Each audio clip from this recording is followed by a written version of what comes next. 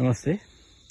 यहाँहरूमाझ म यो PKM1 प्रजाति मोरिङ्गाको बिरुवा लिएर आएँ र यसको चाहिँ पात बिक्री हुन्छ र यसको विश्व बजारमा यसको पातबाट बनेको धुलो विभिन्न प्रकारले ट्याब्लेटको रूपमा अथवा क्याप्सुलको रूपमा बिक्री वितरण गरिन्छ। यो चाहिँ एउटा सुपरफुडको रूपमा सप्लिमेन्ट्री सुपरफुडको रूपमा यसलाई चाहिँ उपयोग गरिन्छ र यसमा धेरै यसको पातमा चाहिँ धेरै गुणकारी तत्त्वहरू भएको हुनाले यसको खपत चाहिँ विश्व बजारमा राम्रो छ र यस वर्ष हामीले करिब 1 लाख बिरुवा यो उत्पादन गर्ने हामीले लक्ष्य लिएका छौं र त्यसमध्ये हामीले 25-28 हजार बिरुवा हामी आफै आदर्श एग्रिकल्चर प्रणालीले आफै चाहिँ यसलाई चाहिँ रोप्दैछ र यहाँहरूलाई पनि आवश्यक भयो भने यहाँहरूले बिरुवा लिन सक्नुहुनेछ।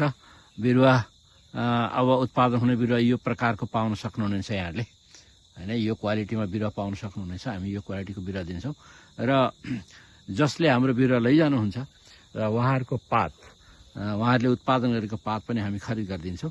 हामीसँग प्रोसेसिङ प्लान्ट छ। हामी प्रोसेसिङ प्लान्टमा राखेर त्यसलाई फेरि हामी विश्व बजारमा पठाउने प्रयास गर्नेछौं र अन्तर्राष्ट्रिय बजारमा पठाउने भन्ने बित्तिकै सानो स्केलमा उत्पादन गरेर पठाउन सहज नहुने भएको र ठूलो स्केलमा उत्पादन गर्नुपर्ने भएको हुनाले बढीभन्दा बढी किसानहरू यसमा सहभागी हुनको लागि म अनुरोध गर्न चाहन्छु र यो भिडियोलाई बढीभन्दा बढी मानिसहरूले महानुभावहरूले शेयर गरिदिनु हुन पनि म अनुरोध गर्छु किनकि यो चाहिँ सहजसँग अब उत्पादन गर्न सकिने कम मेहनतमा बढी लाभ लिन सकिने चाहिँ खेती भएको हुनाले मैले यहाँहरूलाई अनुरोध गरेँ।